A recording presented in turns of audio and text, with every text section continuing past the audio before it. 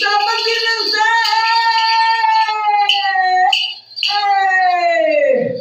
आज नहीं सब दिन से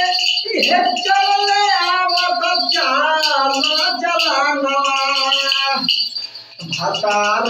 के फेल कर देवली मौगी पढ़ा के मान तारा भतार के पढ़ा के फेल कर देवली मान तारा कि मौगी भतार के फेल कर देवली पढ़ा के मान तारा लिखवा वाली भतार से इहाँ